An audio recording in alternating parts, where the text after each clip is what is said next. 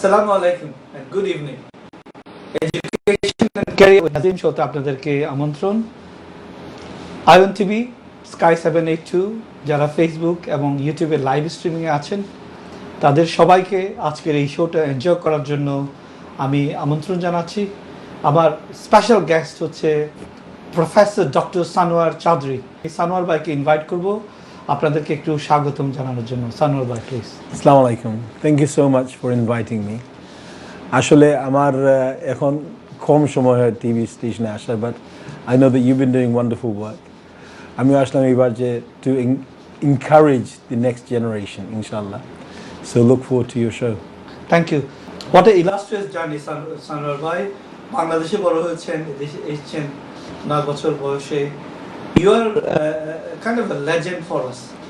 এবং আমরা ভিউয়াররা আমরা আপনাদের সামনে বাংলাদেশের finest, the change maker, the great achiever দেরকে প্রেজেন্ট করতেছি, যাতে ওদের লাইফ থেকে, ওদের লাইফের স্টোরি অ্যান্ড অ্যানেকডোট থেকে আমরা শিখতে পারি যাতে আমরা বাংলাদেশিরা, ব্রিটিশ বাংলাদেশিরা এখানে একটা ডমিনেন্ট ফোর্স হিসাবে কাজ করে এবং সোসাইটিতে কন্ট্রিবিউট করে এবং ওয়ার্ল্ডকে কন্ট্রিবিউট করে। এই জন্যই আমরা ওদের থেকে শেখার জন্য ওদেরকে আমন্ত্রণ জানাই। আজকে সানোয়ার ভাই আপনি এসছেন, আমাদের ভিউয়ার্স যারা আছেন আমরা অসম্ভব বেশি গর্বিত। তো প্লিজ আপনি আপনার লাইফের ফরমেশন এন্ড ফাউন্ডেশন ইয়ার সম্পর্কে একটু কাইন্ডলি বলবেন। Thank you so much. আসলে 50 বছর হয়ে গেল। In July 16, 2025, it will be 50 years I've been in the United Kingdom. And I came through and went through some real transformational times. ওই সময় তো ইউকে আগের মতো ছিল না, এখন যেরকম আছে ওরকম আগে ছিল না। So in those days it was much more difficult. We don't have the advantages that we have now. And growing up in an all-white community in Kings Lynn really taught me how to fend for myself. So alhamdulillah, those days were good, challenging, but absolutely energizing. You know, I really enjoyed every moment of my childhood. I grew up in a place called Kings Lynn in Norfolk, which is called the backwaters of East Anglia. But the opportunities I had of meeting people, I remember King Charles getting married and Princess Diana for the first few occasions going behind our restaurant. My father used to have a restaurant in Kings Lynn, and I remember visiting, seeing the royals go by our restaurant to go to the local church. So it was time that was adventurous, memorable, and things that I go back to. But I think I needed that underpinning in order to be where I am now. So alhamdulillah, here I am 50 years later talking to you. Again, you've been here about 20 years now? Yes. Time suddenly flies. Yeah, about 23 years. 23 years. So no, it's been a good journey. Amazing. So Norfolk to generally একটু slow paced. It's kind of a breadwinner for the UK. মানুষ একটু leisurely থাকতে চায়। Slow paced এনভায়রনমেন্টে বড় হয়েছেন, and ওখানে তো অত কসমোপলিটন না, ডিফারেন্ট কালচারে এক্সপোজ হওয়ার সুযোগ কম ছিল। এখানে আপনার অলমোস্ট ইংলিশরা প্রিডমিনেন্ট ছিল তখন। এই ডিফিকাল্ট চ্যালেঞ্জের মধ্যে স্লো পেসড লাইফে আপনি এত থ্রাইভিং লাইফের এনার্জি অ্যান্ড অ্যাসপিরেশন কীভাবে পেলেন? Life was very slow but challenging. National front এখন তো আমরা নাম শুনি না, এখন হয়তো ইডিএল বা এখন যে নামে ওরা চলে, the right wing was on the rise. So in the late 70s and early 80s, Altab Ali was murdered in Whitechapel, and that euphoria existed throughout the United Kingdom. And Kings Lynn faced its fair share of racism as well. And because we were the only Asian family in Kings Lynn, that meant that we needed to be a little bit more on our toes. But alhamdulillah, we survived all of that very well, although it was challenging, but we enjoyed. I played like any other kids would play. It was myself and my younger brother. So, you know, we played a lot outside. I used to love going to the library, and that was my first interaction with books, so many books. And I remember in those days, now it's all social media, everything's on your iPhone. But in those days, comics, like the Beano and other things, were things that kids went out, waited a week for it to be published in order to read. And you could get free copies of those in the local library. So I remember, a wealth of memories from those days, because everything was magical, everything was new, everything was challenging, everything was colorful, things that I hadn't been used to, when I came to the UK at the age of 9. So আপনার বাংলাদেশে কোনো memory আছে? ধরেন আপনি যখন জন্ম হলেন, তো জন্ম হওয়া থেকে ক্লাস 3-4 পর্যন্ত আপনি বাংলাদেশে ছিলেন, তারপর এখানে এসেছেন। তো বাংলাদেশের মেমোরি সাডেনলি একটা new culture, new environment, new new world. তো ওই চ্যালেঞ্জ, অপরচুনিটিস, তারপর হচ্ছে ওয়াও ফ্যাক্টর, এগুলো নিয়ে একটু কাইন্ডলি বলেন, একটু মিক্সড অপিনিয়ন শেয়ার করুন। দেশে যে সময় ছিলাম, দেশ মাত্র স্বাধীন হয়েছে। So I was about 4 or 5 when the স্বাধীনতা যুদ্ধ হয়. And I remember in our village, I remember soldiers going by. I remember my grandfather going to hide, and I went with him in a boat away from our village onto a neighboring village, because we were quite a prominent family and identified as people that the Pakistani army may be interested in. So again, I remember those days, but it wasn't frightening for me. It was more, in awe of seeing all of these things happening around me. Obviously, Bangladesh wasn't as developed. So ওই সময় কিন্তু গাড়ি ঘোড়া কম ছিল. So I remember those days and going to school, class 4. I just reached class 4 before I came to the UK. So the poems and so on, Shokale Uti Ami Mone Mone Boli, is it's very vivid in my mind. Hobu Chandra Raja bolen, Gobu Chandra gi apni erokom পদ্যগুলো পড়ছেন? হ্যাঁ, পড়ছি। So I remember those very vividly. And that mindset is almost crystallized within me. I can't remember what happened last week, but I can remember what happened when I was 7, 8, 9. So it's an amazing childhood. আপনার ফরমেশনে বাংলাদেশের স্বাধীনতা যুদ্ধ, ওটাকে enjoy করেছেন। তারপর happy মেমোরিগুলো আপনার মধ্যে এখনো আছে, কবিতা, বিউটিফুল মেমোরি, ইমোশনগুলো এখনো লিঙ্ক। এইখানে যখন এসেছেন তখন সাডেনলি আপনার কেমন অ্যাডজাস্টমেন্টে কেমন চ্যালেঞ্জ মনে হলো? So our flight was supposed to land in Heathrow. I remember this.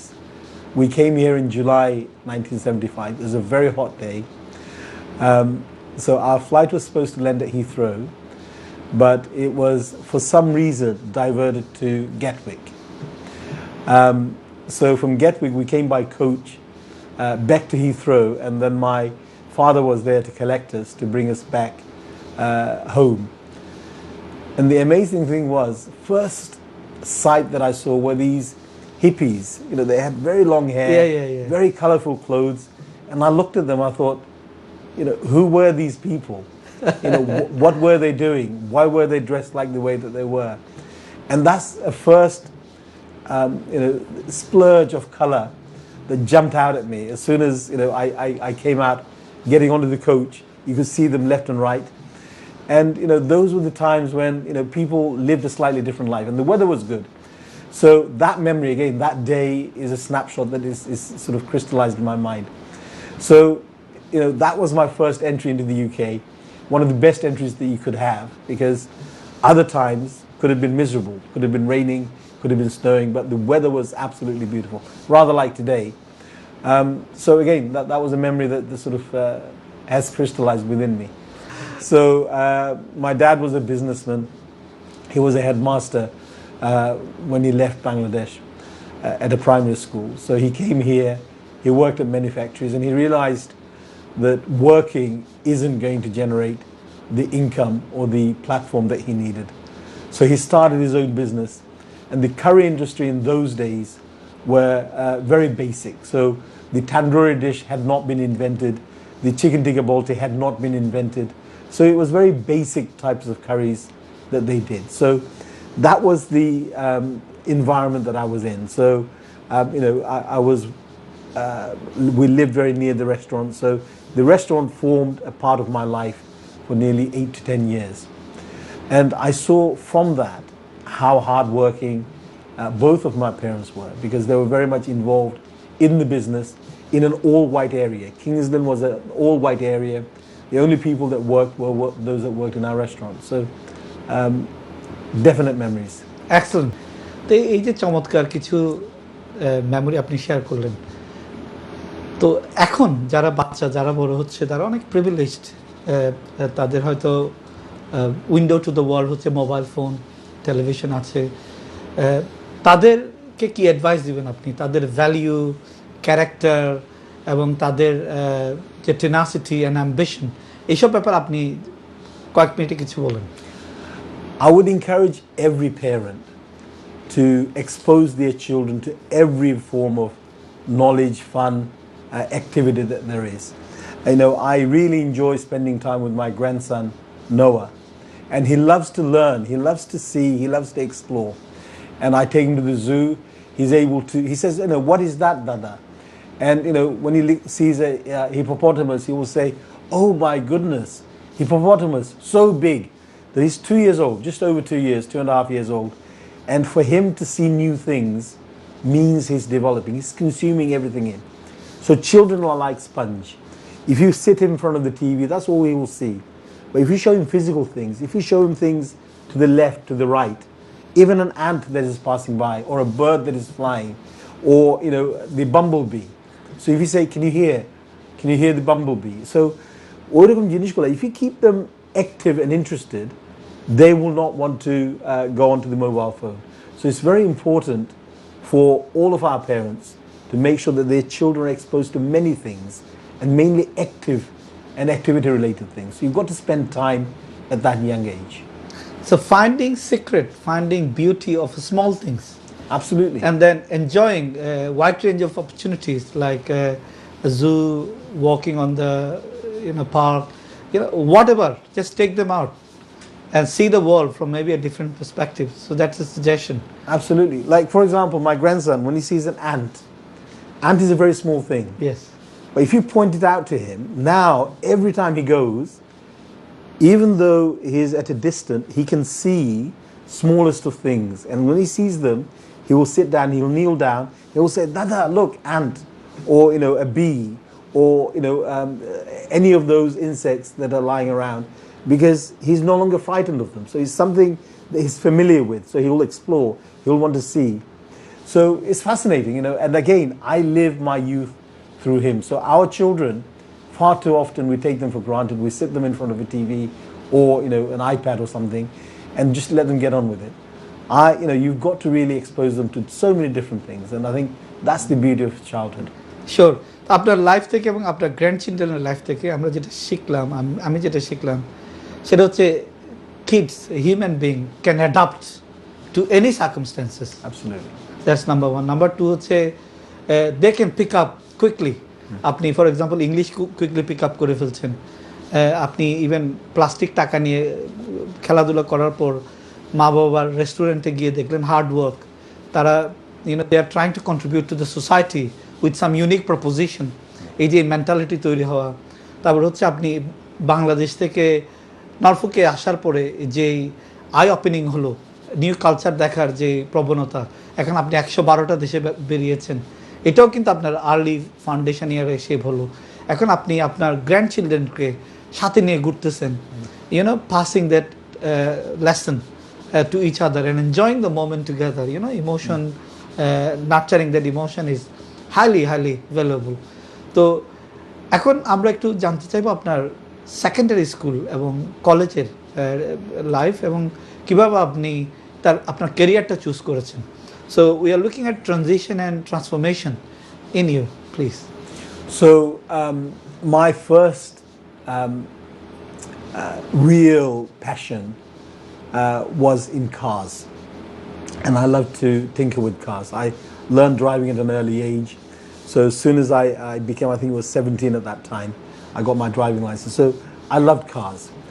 So at that time, because I'd started the education process later, I didn't have the same opportunities of doing what are now known as GCSEs. So I was marked to do what were known as CSEs, certificate of secondary education. But only when I got later on into the year, so into the fourth and fifth year, did the headmaster then take me onto the group to do GCSEs, and I managed to do 5. But that wasn't enough in order to do anything more than much more of a vocational sort of career. So electromechanical engineering, that's what I really became interested in those days, soldering things, repairing things, making things, drawing things. So in those times, I wanted to become an electrician or an electromechanical engineer. So I did my OND in electromechanical engineering. And I got a job with the Eastern Electricity Board in those days. I don't know whether it exists now. It's probably been taken over by EDF. Out of 200 candidates, there were only 6 that were shortlisted, and I was one of them. And the fascinating thing was starting work, 6 weeks of induction, and then I was in the middle of a field looking up at an electricity pylon, and it was raining. I was wearing my boots, and I came home that night and I said to my father, I don't think being an electrician is something that I'm really suited for. I'm not really enjoying this. My father, who was very loving, very open, very entrepreneurial, said, look, you only have one life. Do what you want to do that you enjoy. I said, I'm going to go back to education and do my A-levels. He said, that's fine. So when I gave my notice in, they were really surprised, because in those days, jobs were very competitive. Unemployment was very high. To get an apprenticeship in those days, I'm talking about 1979, 1980, what was very rare. So, they were surprised that I was giving up this opportunity of working for one of the big firms in Kings Lynn, having been selected from such a large candidate list. So I then went on to do my A-levels. So from Kings Lynn, they wouldn't do A-levels. I really wanted to go get as far into it as quickly as I could. So I couldn't do it in Kings Lynn, so I had to go to Peterborough. I did A-levels in a year, economics, accounting, and law. And I found that I liked it. So those that were studying 2-year course, I went into it second year, and I came out with brilliant grades compared to even those that were studying for 2 years. So I thought either become a lawyer or an accountant. So in those days, obviously, I didn't apply through the normal university system. So I went through clearing, and the offer that was there was to do accounting and finance. So I ended up doing BA honours in accounting and finance. After that, accounting became something that I really enjoyed. I was really good with numbers. I was really good interpreting information, reading into things. So I thought, becoming an accountant would be something that I would enjoy. And in those days, I was not only studying full-time, but I was also working full-time. I remember I used to drive home on a Thursday evening so that I could help my father out in the restaurant on the Friday and the Saturday. So again, those 9 years that I was in Kings Lynn, I was very much, combined with my studies as well as, my father's business. So again, that sort of pushed me into graduating. I got an offer with PricewaterhouseCoopers, they are now, but they used to be called Price Waterhouse. And again, that was a dream job, one of the big 8 they were at the time, a blue blood firm they called it. But my heart was doing a master's. So when I went to the partner that recruited me, I said, look, I've applied to Cambridge to do a master's in international finance. I've applied to the LSE, who gave me a place on international accounting and finance. And you've given me a job, so what should I do? So he said, Sanawar, do your chartered, become an accountant, because by then you will have gone beyond master's qualities and characteristics. And then if you decide, you can then go on to either do a PhD or something more. তার লাইফের formation and foundation ইয়ার এবং transition and transformation ইয়ার। তো এই দুইটা segment আমি একটু close করব এখন, কিন্তু করার আগে জাস্ট কয়েকটা ছোট ছোট question. So Sanwar bhai, your father has played a tremendous role in your life. Your family has contributed quite a lot. তা আপনি কিছু কি মোমেন্ট আমাদের সাথে শেয়ার করবেন? আবার সাথে সাথে আপনি বলেছিলেন আপনার dad gave you freedom to choose your and pursue your own interest, এটা নিয়ে একটু কাইন্ডলি বলবেন। এবং সাথে সাথে আমরা যারা প্যারেন্ট এখন আছি, আমাদের যারা বাচ্চা বড় হচ্ছে, তাদের জন্য কিছু অ্যাডভাইস আপনি দেবেন please. I think both of my parents were so crucial to my upbringing. My father was a very loving man. He's very tall, 6'2", and he stood like a giant. But he never sort of oversaid, overtalked. But there are a few things that he did that has made me who I am today. One of the things that he always used to say to me was, do what you enjoy.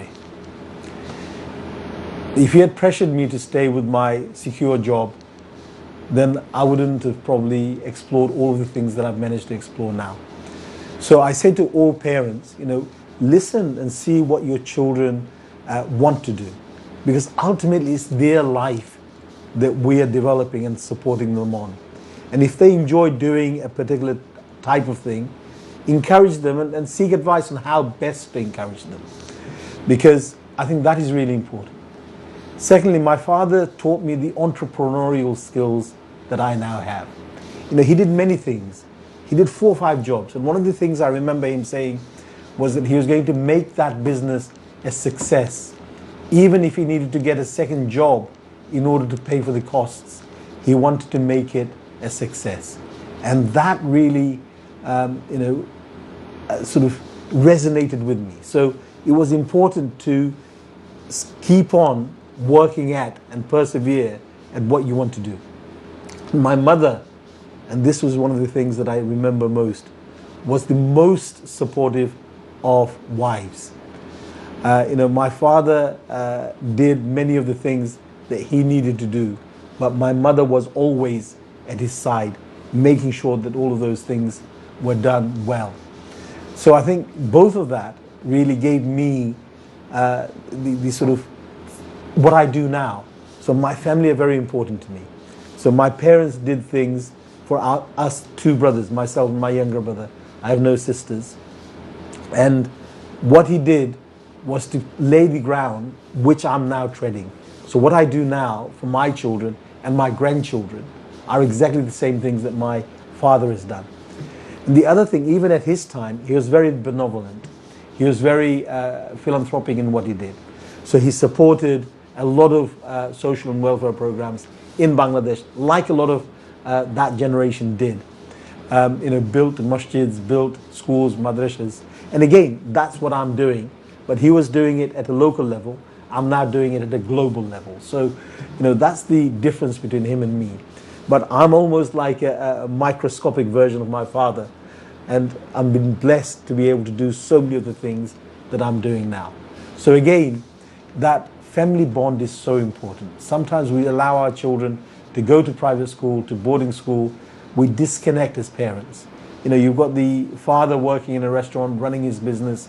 He sends his child to private school, he stays at boarding, and they disconnect. So the son becomes, a top-notch lawyer, doctor, or whatever, and the father remains a businessman. There is nothing for them to share and talk about. And I think that's important. You've got to connect with your children. Don't send them out so far that they don't look back and reconnect with you. So it's really important to grow up with your children like my father did with me. That's brilliant stories and anecdotes. আপনার dad, আপনার মাম কোহেসিভলি complimentary একজন আরেকজনকে support করেছেন, এবং সাথে সাথে আপনাদেরকে freedom দিয়েছে, এবং সাথে সাথে he is a doer, not a talker. He lived his life, left a lot of examples for you to pursue in later careers. So what I can see is he has shaped your ambition and aspiration. So that's brilliant. So what a remarkable father he is, what a remarkable mother your mother is. So we all pray to them. এখন একটা counter question করি, ধরেন অনেক young generation specially kids ভালো result করলো 8, 9, 10 গিয়ে হঠাৎ করে suddenly they want to give up everything. They're angry with the world. এবং তারা অনেক সময় মা বাবার কথা শুনে না, আর মা বাবারা টু মাচ অ্যাডভাইস দিয়ে দেয়।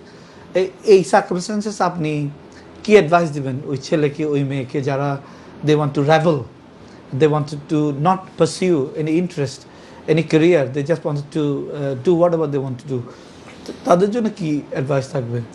Again, my father used to say one thing which he had heard from somewhere else. It is better to bend than to break. So sometimes we've got to be adaptable. Look, our children are our future.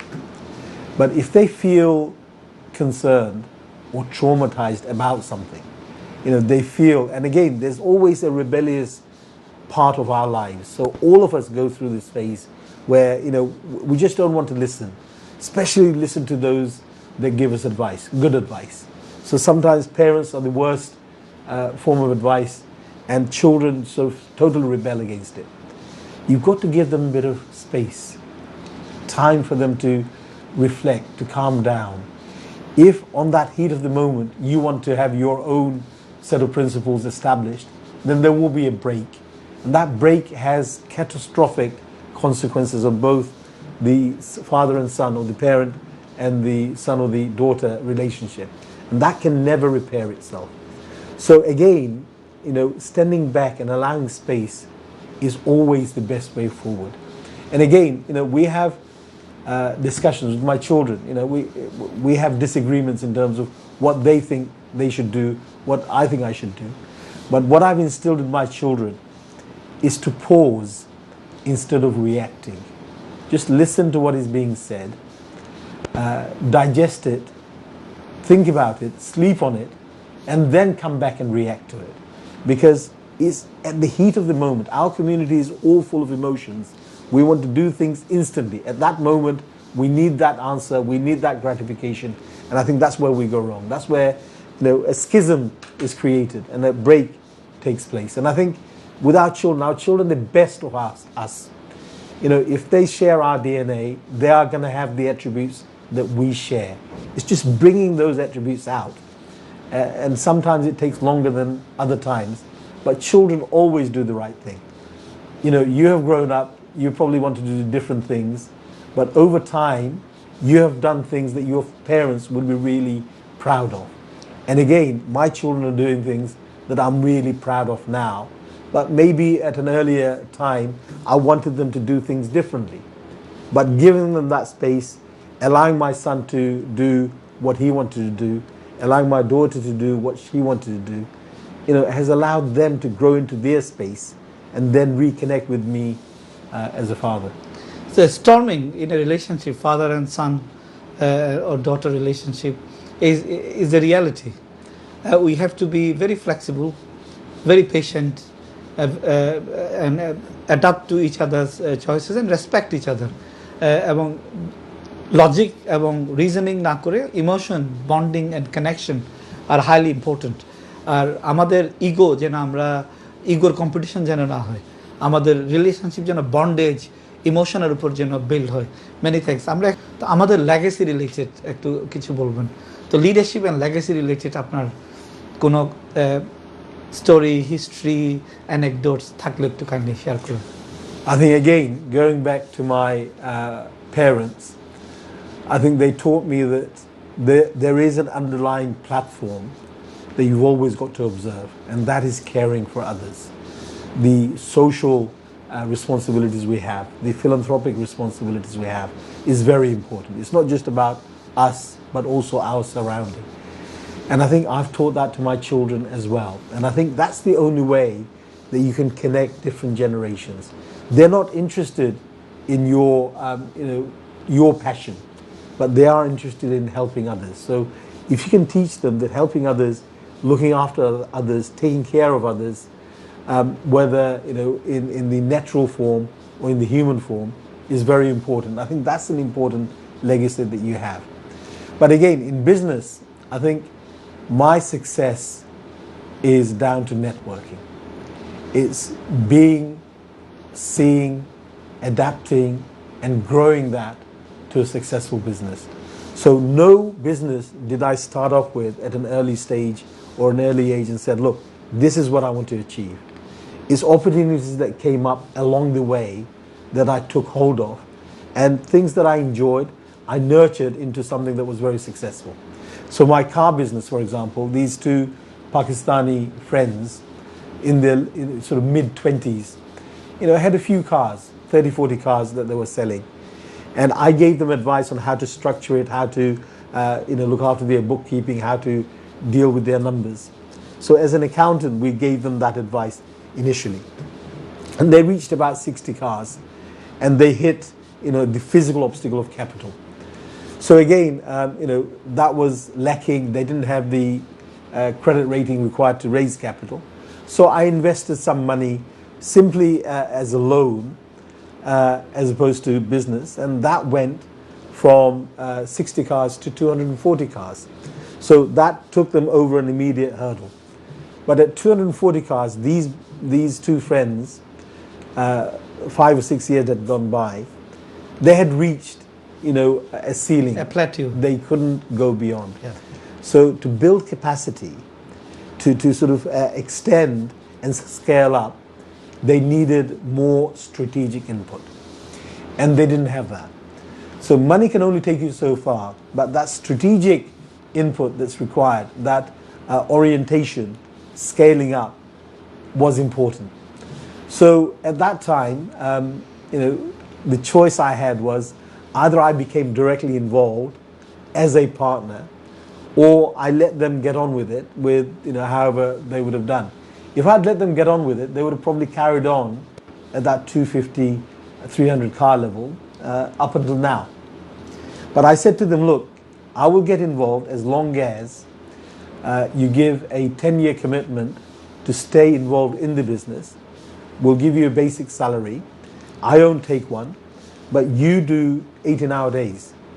So one would do the sales side, the other would do the procurement and the operational side. And they agreed to do that. Now these two Pakistani brothers, they were about 30 at that time, maybe had asset base of 150, 200,000 pounds.